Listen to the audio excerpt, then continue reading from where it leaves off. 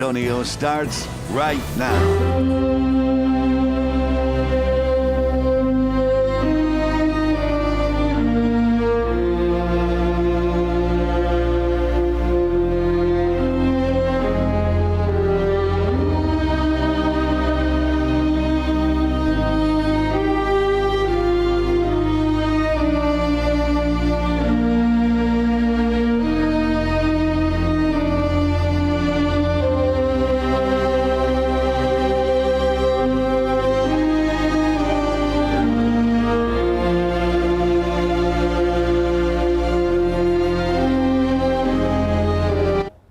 Good morning. It's Thursday, May 26th. Thank you so much for joining us. This morning, we're learning more names of the 19 students killed in that devastating shooting at Robb Elementary School in Uvalde. McKenna Lee Elrod is the latest name in our newsroom. She was just 10 years old. Her aunt told ABC News she loved to play softball, gymnastics, and dance. She says her smile could light up a room.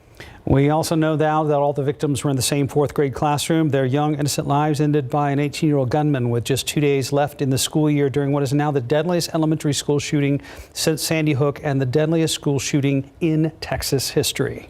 Well, today should have been a happy occasion. That scheduled last day of the school year for students at Robb Elementary. Instead, the year and 21 lives were brought to a violent end through the actions of a lone gunman. People in Uvalde and all over the world are still in mourning. Some have put their feelings on public display. Katrina Weber is live outside that school with the story. Katrina, can we actually see one of those displays behind? We see it behind you there. Yeah, those crosses right back there. This display sprung up in the overnight and evening hours yesterday. Now, it includes balloons, candles, as well as some handmade wooden crosses. I had a chance to talk to a state trooper who spent the night out here. He told me that those 21 crosses were hand-painted by a local man here in Uvalde. Each one of them features the name of one of the people who were killed in that shooting rampage Tuesday afternoon. 19 children and 2 teachers, all in the same classroom at the time, were gunned down and killed. That 18-year-old shooter, who was killed by law enforcement officers, also left other people wounded. The DPS trooper told me the man who made the crosses had spent all day working on them, starting around 8 yesterday morning and finishing up just before he brought them here around 10 last night. So it definitely seems that it was a labor of love and also a symbol of love. Those balloons and candles were put here by other people hoping to pay their respects. And I can tell you that this memorial that has been made seems to be affecting quite a few people. We have seen some family members actually come here. They leave here crying after taking a close-up look at those crosses. We actually saw one man kneeling before them and praying. Reporting live in Uvalde, Katrina Weber, KSAT 12 News. Thank you, Katrina. We're going to take a look at today's 9 at 9. In the wake of the shooting at Robb Elementary in Uvalde, calls for change are being echoed across the country.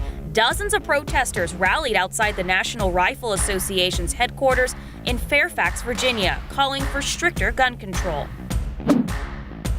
Meanwhile, the NRA is still planning to host its 150th annual convention in Houston this weekend. Many are calling for the group to cancel or at least postpone the event, but organizers say they are contractually obligated. Governor Greg Abbott and Senator Ted Cruz are both listed to speak at the event. Oklahoma's governor has signed one of the nation's strictest anti-abortion measures into law. It prohibits abortions at any stage of pregnancy with very strict exceptions like medical emergencies or cases of rape or incest, but only if it had been reported to law enforcement. Reality TV star Josh Duggar has been sentenced to more than 12 years in federal prison on child pornography charges. Even after his release from prison, Duggar will be under close supervision for 20 years and will not be allowed to be left alone with minors, including his own children. Johnny Depp's lawsuit against his ex-wife Amber Heard is expected to wrap up tomorrow. Today, Heard's team has one more opportunity to present testimony. Wednesday marked 2 years since the death of George Floyd. The city of Houston is keeping his memory alive with a statue at Tom Bass Park. Floyd grew up in Houston's 3rd Ward and is buried in Houston next to his mother. The CDC is now issuing a travel warning in response to the spread of monkeypox. The alert advises all travelers to avoid close contact with sick people and wild animals. This comes after 2 more cases were confirmed in Utah. Several states, including Florida, New York, Washington, and California, also have suspected cases. The Boston Celtics clinched a win in Game 5 of the Eastern Conference Finals to take the lead against the Miami Heat. Tonight in the West, the Dallas Mavericks are hoping to catch up to the Golden State Warriors, who currently lead the series 3-1. Lieutenant Pete flies back into theaters today. Top Gun Maverick could be a career high for actor Tom Cruise. Box office analysts say they expect the film to rack up close to or more than $100 million in its opening weekend. And that's today's 9 at 9. Take a look outside with live cam. Still pretty chilly or cool, I want to say, out there for the end of May. 72 degrees at 9:03 this morning. Justin, those cooler temps, though, you say, are not going to really stick around. No, short-lived. These temperatures are already jumping up pretty quickly. We've made it into the mid-70s after starting off in the 50s this morning. It was a beautiful start. We're sitting at 74 degrees right now. Calm winds, dew point is at 58, so some of that drier air really allowing those temperatures to drop this morning. It will also allow those temperatures to get fairly warm this afternoon. 94, the forecast high. Southerly winds anywhere from 5 to 15 miles per hour. We'll see sunny skies all day long. And as we look at some of the numbers around the area, 66 in Kerrville, it was in the 40s there earlier this morning. 72 New Braunfels, 73 in Pleasanton, 68 in Helotes right now, and 71 there at Hondo with clear skies.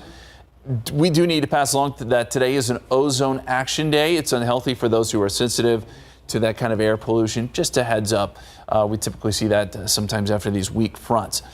Temperatures by noontime up to 86, and again we'll be close to 94 here in town today. Some warmer numbers as you get down towards Somerset and Elmendorf, and temperatures get even hotter by the weekend and Memorial Day. That forecast is coming up in just a couple minutes. Justin, thank you very much. Want to let you know we do have an incident right now showing up on TransGuide, and Stephen's going to run over real quick and change our camera shot here to get a look at an incident that is in the clearing stages. Multiple King Kong wreckers down there, frontage road 1604 at West Military Drive. We had an incident there earlier. It is in the clearing stages. It looks like we've got 3 King Kong wreckers on scene right now. The good news, not main lanes, down on the frontage road and Military itself. Well, San Antonio police and Crime Stoppers are still working to solve a handful of murder cases, and they're asking for your help. Indeed. In the first case, police believe as many as 10 people could be involved. This happened back on April 8th at a home on Belmont Street, not far from East Commerce on the city's east side. That's where officers say 3 vehicles stopped in the road, and as many as 10 people got out of vehicles and started shooting at this man, 66-year-old Clarence Jones. He died at the scene. The second incident happened on November 17th of last year on Cincinnati Avenue on the city's west side, not far from I-10. Investigators say 48-year-old Juan Miguel Mendez Luna was leaving Sombras nightclub when he got into an argument with a person in the street. Things escalated and Mendez Luna was stabbed several times. The suspect took off and left him for dead. Police believe he was driving a Hyundai Genesis like the one you're seeing right now on your screen. Police also looking for the person who shot and killed 47-year-old Frank Mello. This happened October 24th of last year on Southwest 36th Street near Highway 90 on the west side of town. And that's where investigators say Mello was driving his truck when somebody in a dark-colored SUV drove by and opened fire. Mello later died at a hospital. If you have any information that could help solve these cases, you're urged to call that number in the yellow in the bottom corner of your screen. It's our Crime Stoppers number, 210-224-STOP. 9:06, about 72 degrees, still ahead on GMSA at 9. Relief is in sight for parents on the hunt for baby formula. A second shipment has made its way to the U.S. from overseas. When you can expect the product to hit the shelves, that's still ahead. Good morning, I'm Jonathan Cotto. Coming up on GMSA at 9, we're going to talk to you about a teacher and her students who are going to be running this morning in honor of those innocent victims whose lives were cut short in Uvalde earlier this week. 9:10 right now. Many people looking for any way to help or honor those who lost their lives at Robb Elementary School. Jonathan Cotto is live at Gus Garcia Middle School, which is in Edgewood ISD, with the unique and symbolic way students are getting involved there. Jonathan.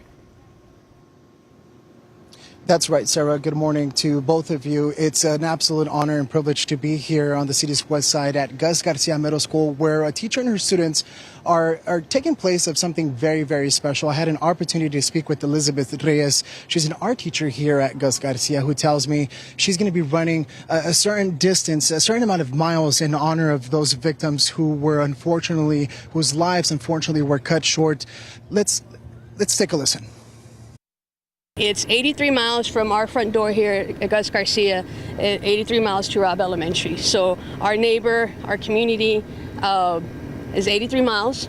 So I figured I could run with the students 83 miles. They would run 4 laps equals a mile. So I would jump in and run a lap. That's 83 laps for me. 83 divided by 4 is 21. That's the number we're shooting for.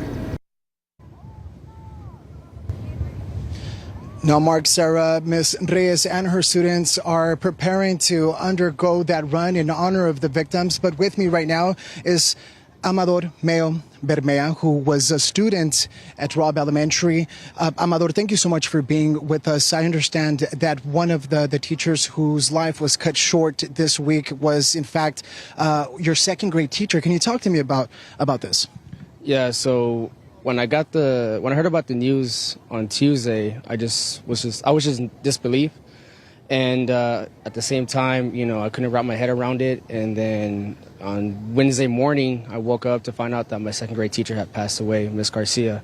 When I was, second grade teacher, she was obviously my teacher, and it really impacted me because, I'm from a small town, and you would have never expect, in a million years that would happen to you. And especially knowing the fact that your own teacher and friends, loved ones, and all them have passed away, I'm still in shock at this point.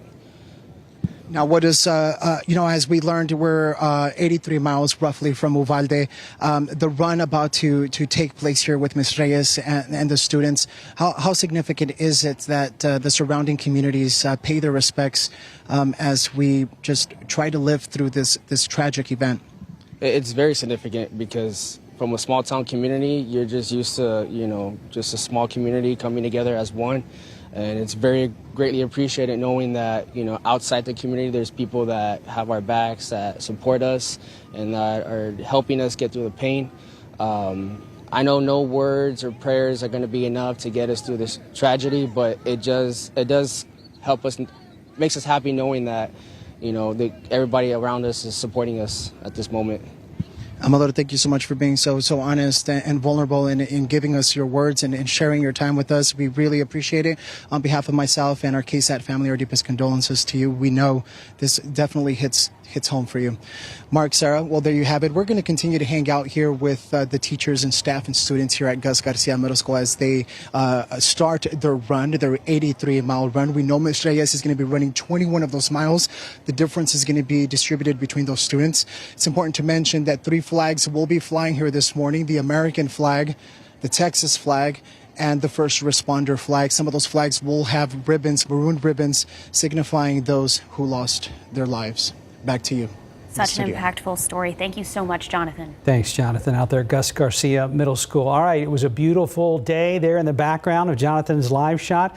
Gorgeous start to our Thursday here in San Antonio, South Texas. And this morning, very briefly, Justin thought that some temperatures in Hill Country might unbelievably dip into the 40s. Wow. It feels like forever since we were talking about 40s on the temperature map. But yes, and it did happen. Kerrville dropped down to 49 this morning. These are the morning lows. 52 Bernie Stage, 57 in New Braunfels. It dropped down to 59 here in San Antonio. What an incredible start.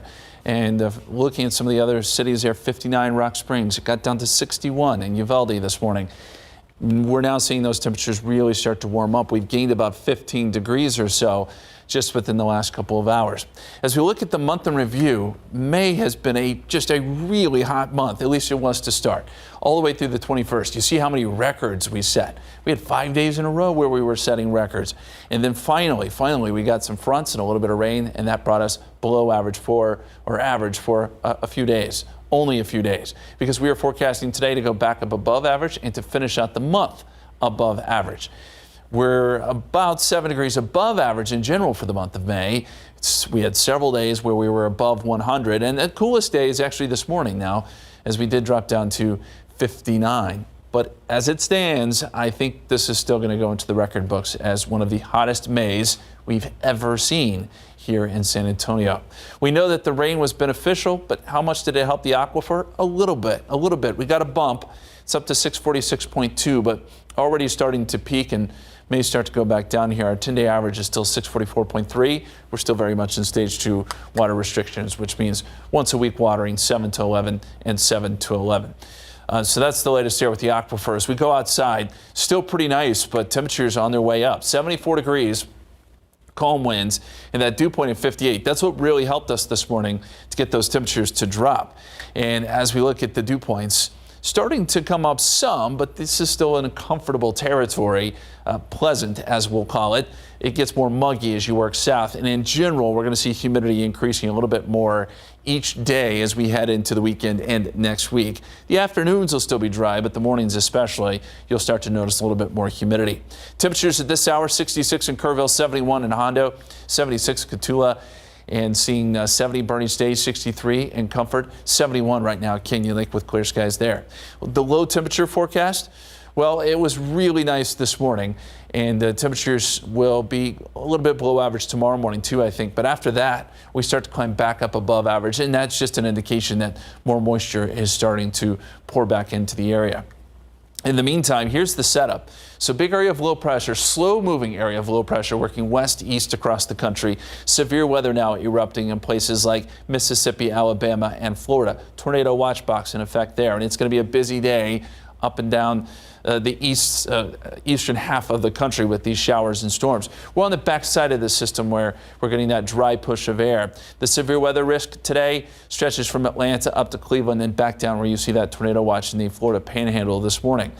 Current temperatures, well, it is nice behind the system. Most of Texas enjoying this beautiful weather. 67 in Dallas, 66 right now in San Angelo, and again 74 here. Our KSAT 12-hour forecast: 88 degrees by 1 o'clock, 92 by 3 p.m. And we're up around 94 for a high today, so about a 35-degree temperature swing from the morning low to the afternoon high. We're down to 84 at 9 o'clock, clear skies, and generally pretty light winds today. Tomorrow, 97. We're up around 98 Saturday and Sunday, so it will be a hot Memorial Day weekend. Memorial Day itself, 95. A bit more cloud cover next week, so that brings temperatures down some, but we trade that dry heat for more humid heat by next week, guys. So excited to welcome the humidity back. Thank you, Justin. Sarcasm. Right? I appreciate that. I really do. 9:18 on your Thursday, 74 degrees. Well, still ahead on GMSA at 9, a fire is raging in New Mexico. Dramatic rescue caught on camera. And what has changed since the death of George Floyd? David Sears has all these stories and more. Today's morning headlines. Major developments in the effort to address the growing baby formula crisis. A large shipment from Europe arrived in the U.S. as lawmakers and press the FDA and manufacturers about their response to those shortages. We have a closer look at today's Consumer Watch. Here's CNN's Jen Sullivan. A critical day in the effort to resolve the growing baby formula shortage in the U.S. A second international shipment arriving on the same day that lawmakers grilled manufacturers on Capitol Hill. I'm looking for answers and for a long-term plan moving forward so this doesn't happen again. The three companies that control the majority of baby formula supply in the U.S., Abbott, Gerber, and Reckitt, testifying before a group of House lawmakers. Also in the hot seat, the FDA commissioner, who acknowledged the agency's slow response to the shortage and promised changes. You will see changes in the near future. Our requests for funding and authority are essential in concert with improved operations and leadership. On Wednesday, more than 100,000 pounds of infant formula arrived in D.C. from Germany. It's the second shipment under President Joe Biden's Operation Fly Formula initiative. The formula is being shipped to a Nestle distribution center in Pennsylvania. Nestle says the formula will be distributed to hospitals and retailers nationwide as soon as this weekend. Right now, the batches coming in, though, are going to wherever infants are who are dependent upon this critically special formula, who have critical medical problems, no matter where they may be. Abbott Nutrition says it plans to restart work at its Michigan plant on June 4th, for the first time since a nationwide recall and shutdown of the plant, which produced nearly half of the infant formula in the U.S. For today's Consumer Watch, I'm Jen Sullivan. Well, meanwhile, the FDA says it's working with UK baby formula maker called Kendall NutriCare to import its formula and get hundreds of thousands of cans of formula to store shelves as early as June. With more morning headlines, let's hand it over to David Sears. Good morning. Yeah, good morning, guys. We're going to start with a huge fire this morning. It's burning just outside of Albuquerque, New Mexico.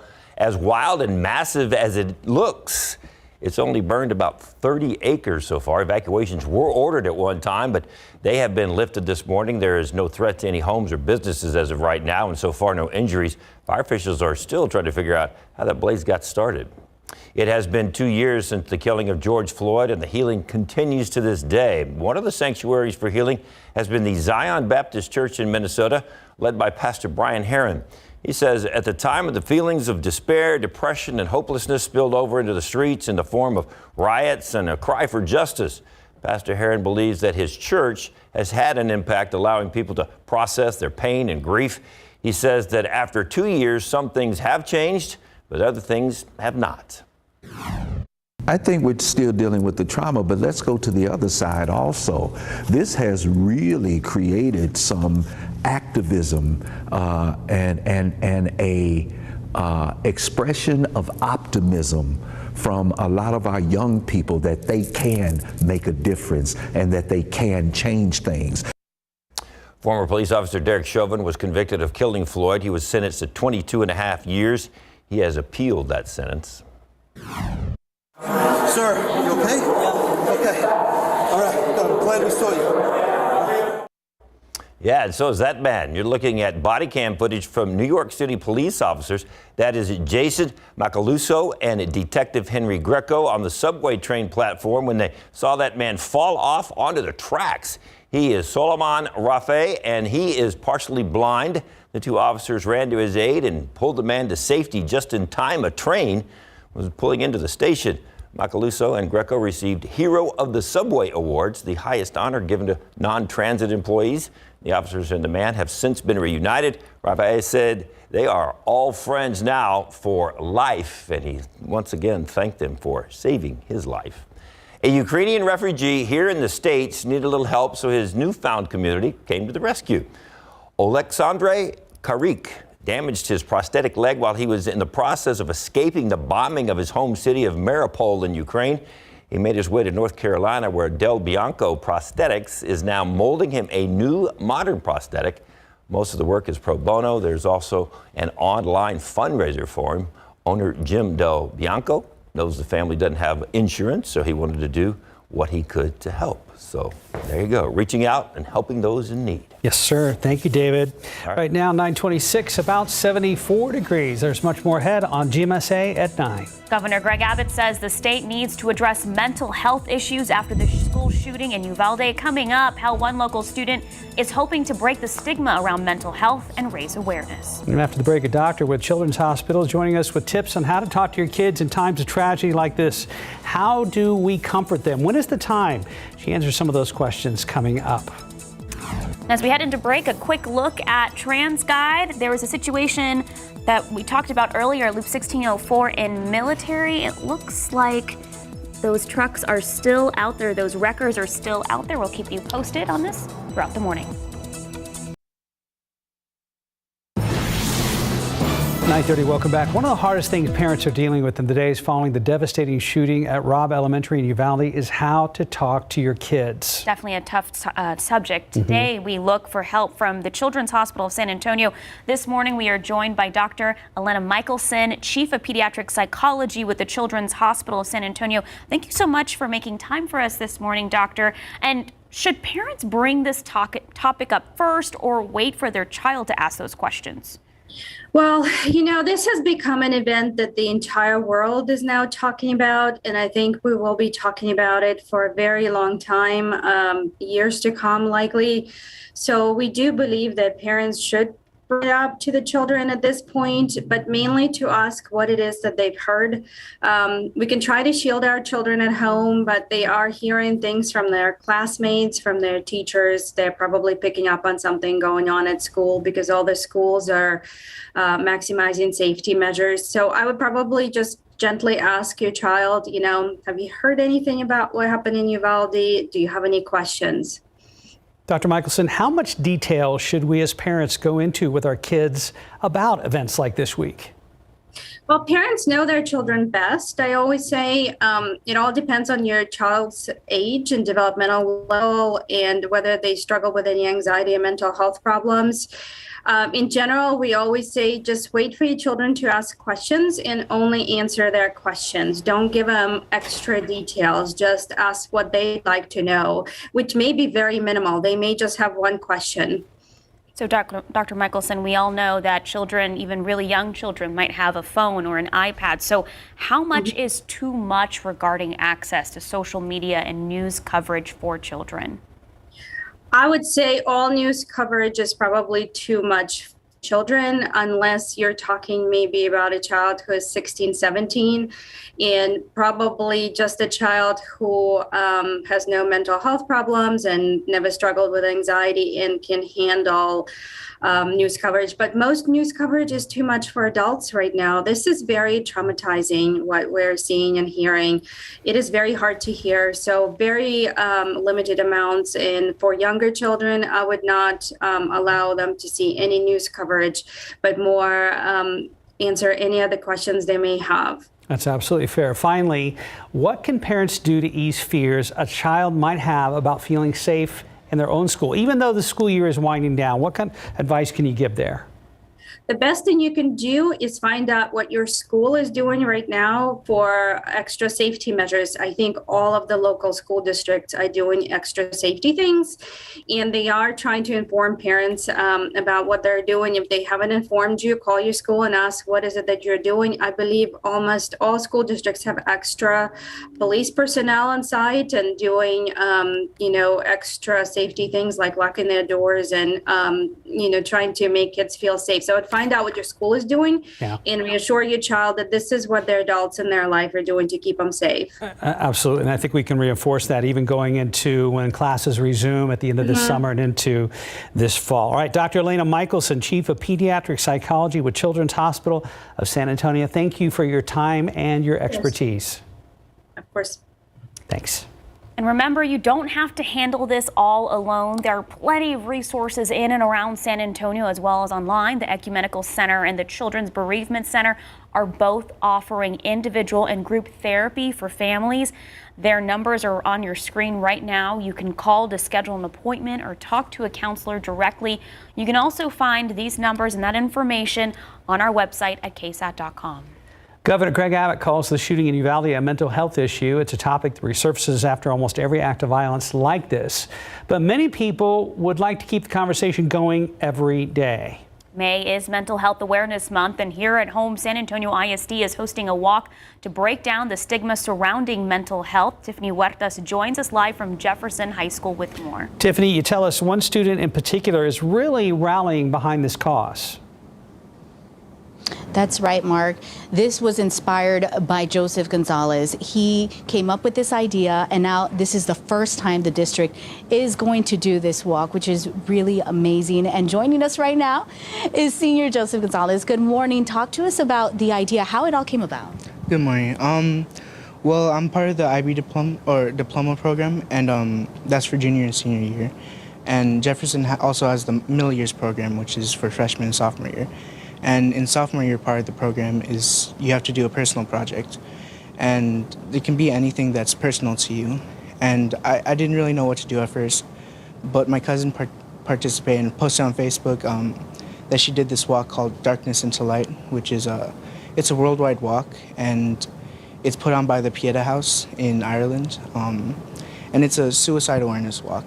And I looked into that because it was interesting to me because I've dealt with depression, anxiety, and suicidal thoughts for a lot of my life. I don't deal with suicidal thoughts anymore, but I still deal with other things. And I wanted to see if I could do one here, and I realized that they didn't have any in America, and so I wanted to see if I could do that as part of my walk, putting one in America. But then I realized that as I looked further into it, there wasn't one like specifically geared towards the youth. And so I realized then that I wanted to do a youth suicide awareness walk.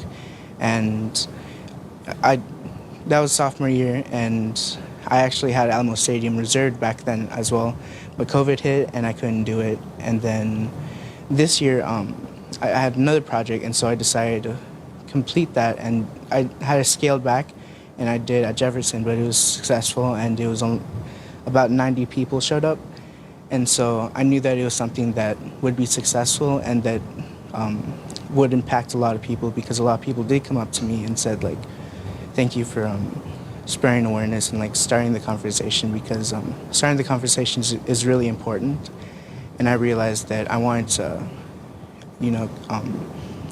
make this bigger so that I can create an opportunity for more people, for it to reach more people, and for more people to have the opportunity to, not like hide all their feelings away. This walk, talk to us about what can people expect. It's open to the public? Mm-hmm. Yes. Well, the walk is, it takes place at 6 a.m. in the morning, and I know it's early, but it's for the symbolism. We all walk as a community together, and we all hold tea lights, and we walk in silence from before dawn into the sunrise, because it's symbolic of like the community like walking together and being together from the darkness into the light, because the darkness will turn into the light. You're never gonna be in a dark place for all, and I know it seems like it will be, but from personal experience, from other people's experience, you will come out of a dark place. And you had mentioned to me earlier something that really is close to you is it's okay not to be okay. So what message do you have to maybe other students, other young people?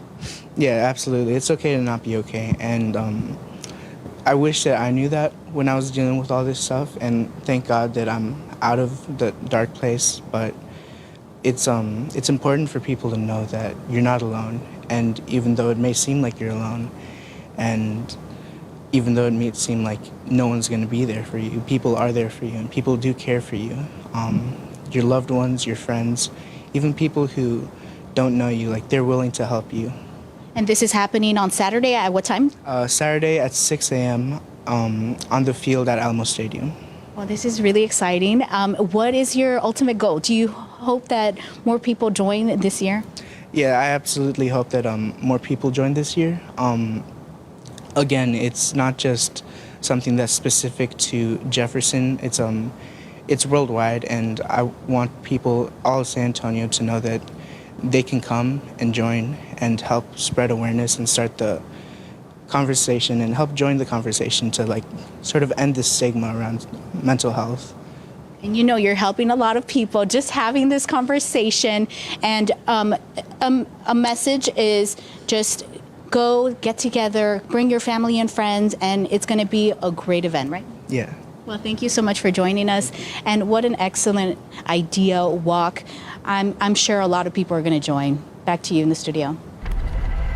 Thank you, Tiffany. 76 degrees at 9:40 this morning. Justin, those temperatures already rising from the start of the show. Wasn't it 75, 74 at this top? Yeah, just within the last 20 minutes or so, we're still seeing that temperature jump up, and we'll continue to see that into the afternoon. We'll be in the 80s by lunchtime, 90s this afternoon. Want to show you the pollen count real quick. If you missed it earlier, molds are moderate. They're at 770. Grass is low at 30. Molds are on their way down. And Sarah just alluded to this. Big swing in temperatures today. We started off at 59. That was around 6 a.m. this morning. We're going to make it up to 94 this afternoon. That's the forecast high. It's going to be a hot one, but it's kind of a dry heat. 35-degree swing in temperatures is what is in the forecast today. Hour by hour here, 86 degrees noontime, 90 by 2 o'clock, 92, 3 o'clock, 94 your high temperature. In this evening, it'll cool off pretty quickly. 86 degrees by 8 o'clock. We're down to 84 by 9 p.m. Guys. Thank you, Justin. We've been watching a cleanup that is very slow to take place down on Military. This is a northbound area 1604 West Military Drive. I heard a little blurb a little while ago about a possible oil spill out in this area, but the more notable thing right now is, one, it's taken a long time. Two, we have 3 of those large King Kong wreckers on scene, and SAPD has some lanes closed still in that area. We'll be back. Unfortunately, we're no stranger to tragedy these days. Whether it's a mass shooting or a natural disaster, San Antonio and South Texas is known to come together. And this week is no different. We've already seen several kinds of organizations, businesses, and ordinary people stepping up to help. So across social media, you'll find local restaurants and coffee shops heading out to Uvalde to provide free and hot meals. Josh Palacios took his El Remedio food truck out there and propped up with a sign saying free tacos. He is just one of those local owners who knew they had to do something to help. We're here because, it hits home. I have 2 daughters of my own, both middle schoolers, and we're here to give back. We're here to be with the people from Uvalde. I feel like it's our priority to be here and support them during these difficult times. El Remedio is usually over to El Camino downtown, where you'll also find Jeepney Street Eats. They were also out at Uvalde Civic Center handing out hot plates. Steve Spriester out there last night said he also saw a nursing group taking cookies to Uvalde Hospital, and even neighbors bringing cinnamon rolls straight from their own kitchens. Yesterday, our Lee Waldman found some furry friends to bring her and that entire community a little bit of comfort. Just take a look at Scout. She is a 6-year-old therapy dog with the Therapy Animals of San Antonio. The nonprofit is run entirely by volunteers. Scout's handler, Chris, took her out to Uvalde Civic Center yesterday morning as those counseling services were kicking off. According to their website, having animals around can not only bring you a smile to your face, but also improve your heart health, psychological, and emotional health. A South Town coffee shop also hoping to send toys down to the students over at Robb Elementary. Gold Coffee posted on their Instagram they're working with 10 other coffee shops to collect plush toys or stuffed animals. The goal is to collect 600 of them to take to families. They wrote, if you have children who a huggable item is crucial during moments of rest, stress, and sadness. We all agreed any item of comfort is a necessity at this time. You can find a list of their drop-off locations on the Instagram page, again, for Gold Coffee. And speaking of donating, we have more right now on KSAT.com with how to make monetary donations to help the victims and families in Uvalde. Erica Hernandez joining us now live from the newsroom with more information on that. Erica? Hey guys, good morning. Well, people all over Texas and the world still looking for ways to help out in Uvalde, and they're being urged, though, that there is already some scams up, so you are urged to be careful when sending money to any cause. But right now, Uvalde city leaders helped organize an account that is set up at First State Bank of Uvalde. Donations are accepted at any branch location. Checks can be mailed to 200 East Nopal Street, Uvalde, Texas, zip code 78801. All checks must be payable to Robb School Memorial Fund. For Zelle donations, send to robschoolmemorialfund@gmail.com. 100% of this money will go to the families. Catholic Charities is also providing emergency financial assistance for family members who need to travel to Uvalde. You can donate to Catholic charity efforts on their website. Now, there are 2 other options. San Antonio Area Foundation is working with Bexar County District Attorney Joe Gonzalez to establish 2 funds that would turn over 100% of proceeds to families. Donations can be made on the San Antonio Area Foundation website. And finally, HEB shoppers can donate to the company's Spirit of Giving Fund by making monetary donations at the register or at checkout for curbside or home delivery. Again, be very careful with any possible scams. Also know, while some families have set up GoFundMe accounts, you have to verify that it is going directly to a family and not to someone who isn't even associated with that family. All the information on places to donate can be found right now on KSAT.com. You can scan the QR code on your screen to be directed directly to that article. Mark, Sarah? Thank you, Erica. And Memorial Weekend, it's upon us, and I know a lot of people are going to be probably heading down to the coast or up to the hill country to enjoy their long weekend. Almost forgot it was Memorial Day weekend. Can't believe we're just right here on the cusp of the unofficial start of summer, Justin. Hard to believe school is ending for a lot of folks this week. And yes, rivers, lakes, the beach is going to be pretty popular, I think, over the weekend because temperatures are going to be warm. We're expecting mid to upper 90s. Let's show you the beach forecast if you're heading down there. Really pretty good. Temperatures be in the mid-80s. That water temperature, if you're curious, is running about 79 to 84 degrees. So it's warm. 86 Saturday, 86 Sunday, 85 Monday. Waves will kick up a little bit more Sunday into Monday with some stronger winds, and there are some rip current issues down there right now, so keep that in mind. But all in all, take sunscreen, enjoy. Looks like good beach weather. NOAA came out with their hurricane forecast. Speaking of the tropics, they came out with this a couple days ago, but we did want to pass it along. They're expecting an above average season, 14 to 21 named storms, 6 to 10 hurricanes, 3 to 6 major hurricanes. This falls in line with what Colorado State thinks as well. With the La Nina pattern in place, it definitely lends itself to a busier season, and I think that's probably what we'll be looking at again this season. We've had a pretty busy stretch, really, over the last several years, and it may end up that way again. Unhealthy, sensitive category today for air quality, and that's because of ozone. Typically behind these fronts, sometimes we get some stagnant air, and that will cause issues for people who are sensitive to that kind of thing. If you have asthma or something like that, something to keep in mind today. As we go outside, blue skies and 74 degrees at the airport, 73 Stinson, 73 Kelly, 64 at Randolph. Looking at light winds at the moment, and we're not going to see a lot in the way of wind today, but what breeze we do see will be out of the south. 74 Kerrville, 72 in New Braunfels, 78 Pleasanton, 72 up there in Austin, and we're at 74 Rio Medina, 69 in Comfort, place that was in the 40s earlier this morning. So big warm up there. Dew point trend today, dew points will stay in a comfortable territory for the most part. We may briefly slip into the 60s with dew points. That makes it maybe a little more humid, but by the afternoon, dew points will fall off. And I think we'll see this kind of similar trend next few days. Humid in the morning, somewhat humid, and then dry in the afternoons. And we'll see some morning clouds off and on, I think, next couple days. Here's the current setup, and I want to take you out to Florida. This is Alabama here, Mississippi, Louisiana, starting to see some severe weather erupt here. Tornado watch box in effect there along the Florida Panhandle. And that's out of that same storm system, out ahead of that same storm system that brought us storms. On the backside of it, dry air. The severe weather will all be across parts of Georgia and up towards Cleveland and Kentucky and Ohio today. Our forecast calls for temperatures to be in the 80s by lunchtime, 86, and then we top out close to 94 this afternoon. Hot in a lot of spots, 96 Floresville, 96 in Seguin today.